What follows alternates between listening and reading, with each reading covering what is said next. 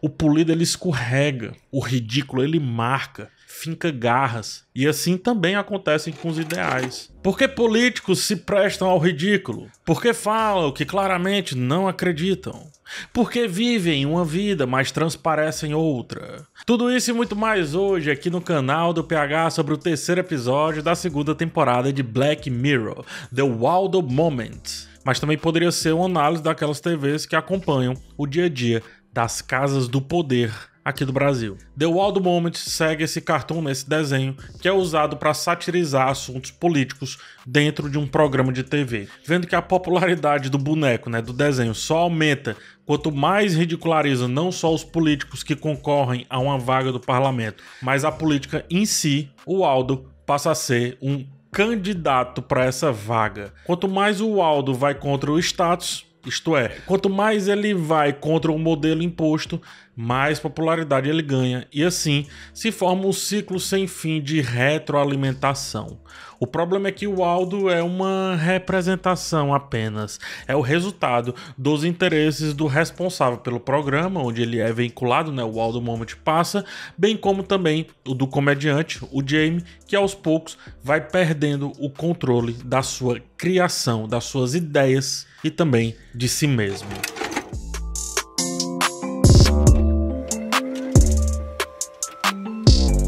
Desde o início, o episódio vem de um Jamie como alguém cabisbaixo, de fala lenta, uma pessoa um tanto quanto letárgica. Talvez seja o cansaço, mas penso que é o reflexo da síndrome do palhaço. Jamie, como mais tarde Monroe aponta, não teve uma carreira de destaque ao usar o seu próprio rosto e as suas próprias ideias. Precisou e precisa no contexto do episódio de um dispositivo, de um véu, de uma máscara que fica entre ele, suas ideias e também o público. O comediante, principalmente quando tenta falar suas ideias, é incapaz de se expressar adequadamente quando está de cara limpa, digamos assim. Tanto que ele se apresenta para as pessoas, não surte nenhum efeito, até que precisa imitar a voz do Waldo e assim consegue a atenção, consegue ser percebido por aquela pessoa. É assim que acontece, por exemplo, quando ele se apresenta para Gwendolyn. Ou seja, através de sua própria identidade, sem maquiagem, Jamie é nulo ou muito pouco, muito pouco. E assim se esconde, bem como amplia as suas ideias através de Waldo, através do personagem que ele criou. Perceba como ele, a pessoa, se aliena atrás do personagem que criou, o que, alegoricamente falando, não é tão diferente dos vários que se alienam atrás de uma ideia que sustentam há tanto tempo, mas tanto tempo, com tanto vigor, e desse vigor muito público, diga-se de passagem, que não conseguem mais voltar atrás. Falam atrocidades atrás de atrocidades, e assim, depois de ter feito tanto, não conseguem voltar. O Waldo, não só o personagem, o Waldo e todas as traquitanas que o Jamie controla, os dispositivos, etc., o afastam da sensação de que ele é quem produz a piada, de que ele é quem entrega o humor. Por isso, e também por conta das pressões que sofre, o Waldo é uma escalada de absurdos, é uma progressão aritmética de descontrole que, por mais que alguns políticos mereçam, é preciso que entendamos alguns limites. Caso contrário, sempre vai ser grito e nunca mais vai ser conversa. Tanto é que o parlamento, esse lugar de fala, ao final do episódio, evidentemente não existe, porque tudo foi substituído por uma ideia única e dominante. No caso, o Waldo. O que era contra a política virou a política, virou o status quo em si.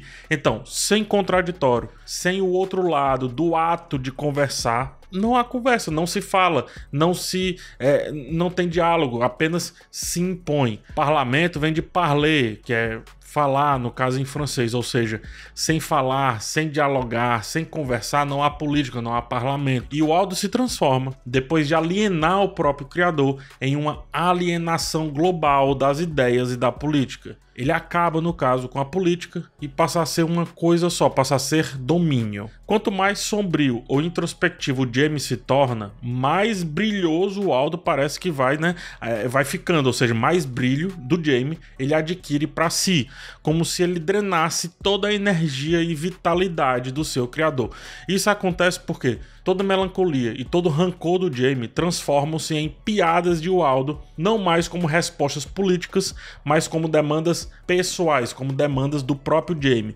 E quando o pessoal do Jaime não se alinha mais com o projeto de contrapolítico que é o Aldo, ele é expulso literalmente de dentro do boneco, né? Ele é expulso da caminhonete de onde o boneco está transmitindo ali as suas ideias.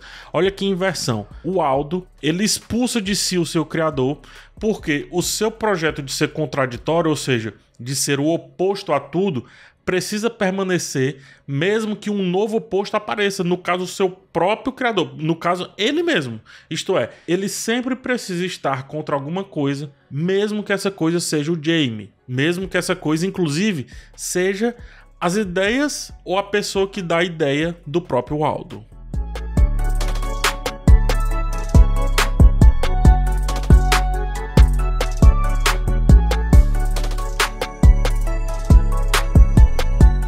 No exato momento que o suposto contrapolítico entra em vigor, ele não aceita mais nenhuma ideia contrária e se torna, portanto, apenas político. Um político vigente que fabricou um novo consenso e agora deverá repelir tudo que ficar pelo seu caminho.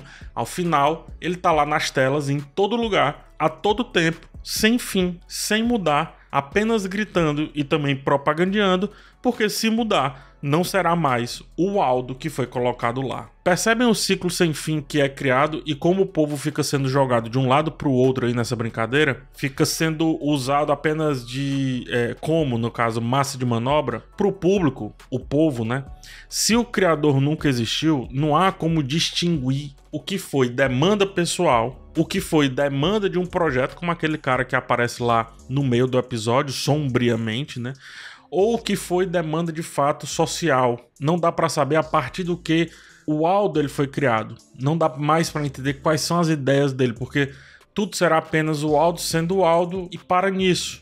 A inserção da Gwendolyn no episódio é muito pontual, né? A candidata de oposição lá do Monroe é fundamental para o episódio funcionar. Quando o Jaime se aproxima da mulher e se envolve intimamente com ela, ele volta meio que a ter uma autoestima que, ao ser frustrada, eleva os absurdos de Aldo ainda mais. A frustração não é só do ponto de vista daquele que foi rejeitado. Até porque não foi. Foi apenas uma pausa. Ele que não entendeu bem ou não quis entender, porque ao final da campanha, que ela tranquilamente perderia, que fique claro, os dois poderiam voltar a ficar juntos. Mas enfim, a frustração do Jaime é de ter que voltar a ser um boneco e não mais o seu rosto, não mais os seus sentimentos, não mais as suas vontades, não mais dormir com aquela mulher enquanto ele for aquele boneco, enquanto ele estiver percorrendo aqueles ideais. Eu não penso que seja diferente de um político apenas usando como figura de linguagem, não estou dizendo que isso existiu.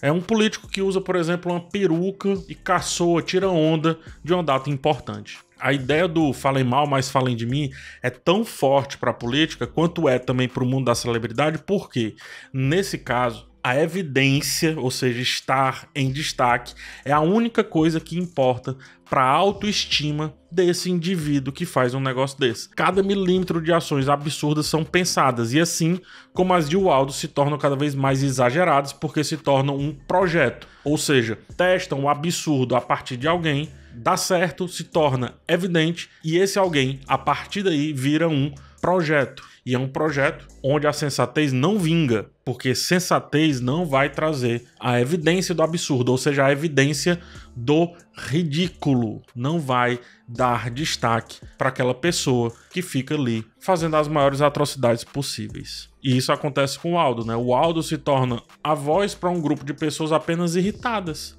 Irritadas com tudo e com nada ao mesmo tempo.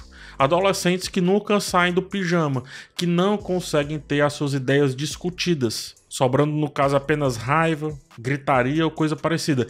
É um grito tão constante que o ouvido quebra. E aí quando nada mais sobra, nada mais para contra o que gritar, o Aldo vira a única ideia, a mais forte, a que manda em tudo e a que manda em todos. Se o Aldo nasceu para ser contra tudo, vai ser contra qualquer coisa que aparecer, qualquer coisa, mesmo que seja algo bom, ou até o seu próprio criador. Por isso que o Jaime, ele precisou literalmente ser expulso. Assim como políticos que pagam de ridículos, cedo ou tarde, poderão ser sim expulsos por não fazerem mais parte daquele discurso, daquele ideal, ou porque o ideal se modificou e aquele ridículo não cabe mais naquele local.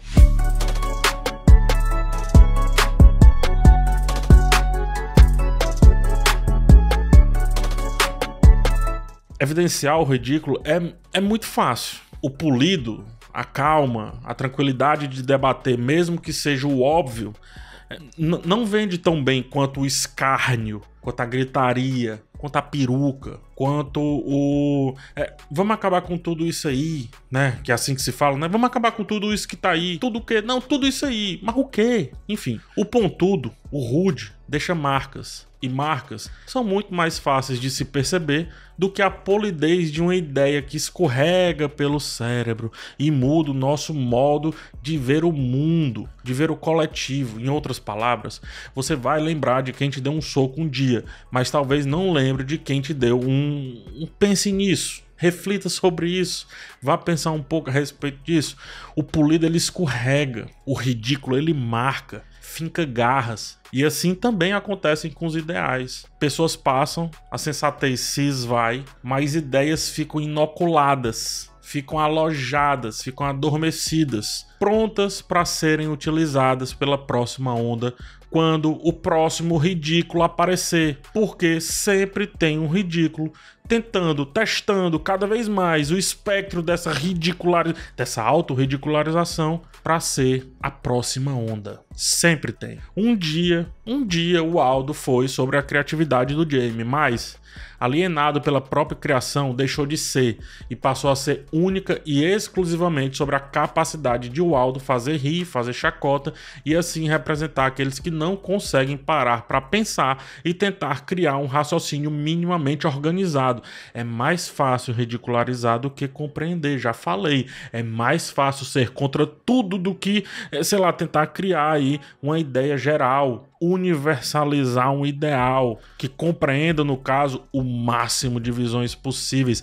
É mais fácil do que esperar uma engrenagem gigante funcionar e gerar algum resultado. De forma mais resumida, é mais fácil se vestir de padre ou colocar uma peruca para se passar de ridículo e ganhar evidência com isso, do que ser realmente útil para uma discussão que favoreça o coletivo. O Aldo é, dentre outras coisas, um projeto de algo ou de alguém que viu entre o espetáculo e o escárnio o espaço perfeito para colocar opiniões de boteco em discussões que deveriam ser amplas, gigantes, enormes, complexas, complicadas demais para que a conclusão passe por uma fantasia ou por um personagem que diz apenas o óbvio e nada mais do que o óbvio. Ou seja, são ideias complicadas demais para ficar apenas na superfície. Mas, infelizmente, parece que essa superfície, inclusive pintada de maluco, é o que vende mais. Novas ondas